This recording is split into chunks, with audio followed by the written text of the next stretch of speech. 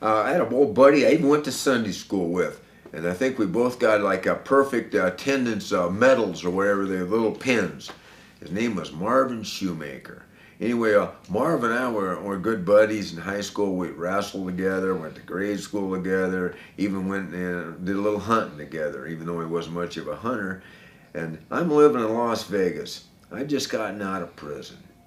And I was just getting in the pot game. And I was thinking, hey, I need to, see what I could do. And he just gets a hold of me to come down and visit. And I didn't tell him that I had anything to do with pot. And he hits me up for, hey man, can you get me, some weed? And I'm thinking, man, I don't want to, shit where I eat, which is, a lot of those people up north there have been chasing me for, many, many years, and I'd been evading them and hadn't had any problems, so I was really skeptical about sending anything up north, meaning into South Dakota or Wyoming.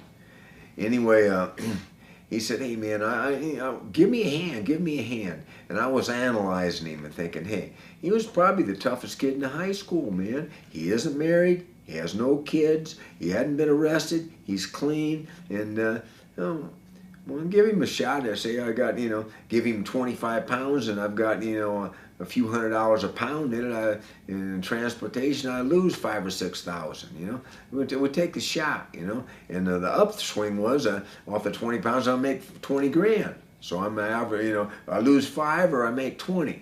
Anyway, so I give him, send him up like 25 pounds. Anyway, see, he sells the 25 pounds and then pays me, and then he says I need more. So before it's over with, he owes me like about 150 grand, man. He's doing okay. And I call him up and I kept telling Marv, hey, you need to pay me, man. I mean, give him, you got to get the accounts receivable in. Anyway, he's stalling me, and finally I get pissed off and call him up, and somebody answers the phone, and I think it's one of Marv's buddies. And anyway, I was telling him I'm coming on up there and I want to meet with Marv.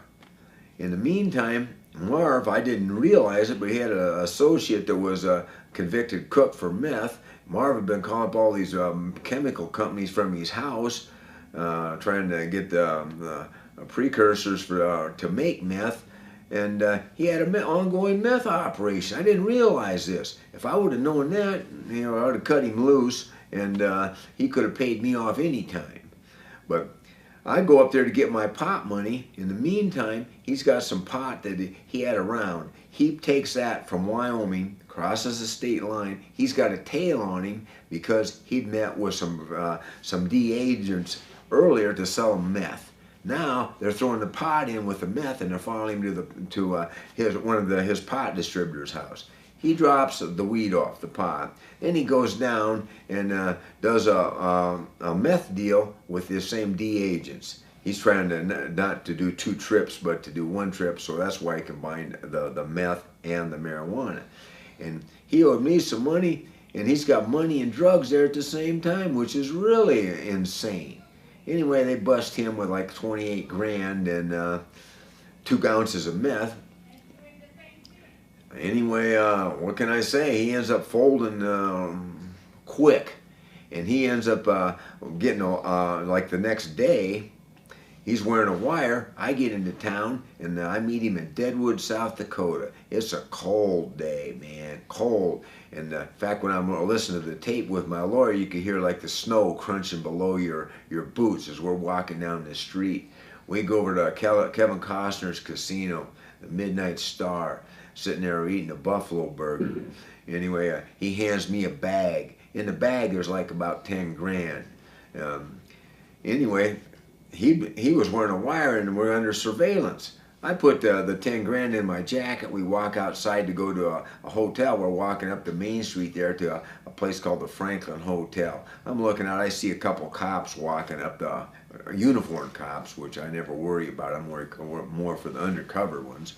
And I don't think anything of it because it's loaded with casinos there, little small casinos.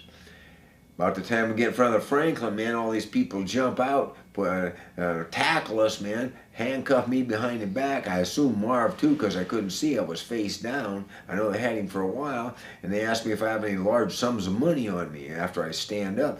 I don't even answer, and they reach in there and grab the bag with their 10 grand that they took from Marv, and then they use his bait money. You know, they take me down to the Deadwood jail, and Marv, I didn't know anything. I thought Marv was we both got nailed. I didn't realize that he was the guy that set me up. You know, it took me a few days before we found this out.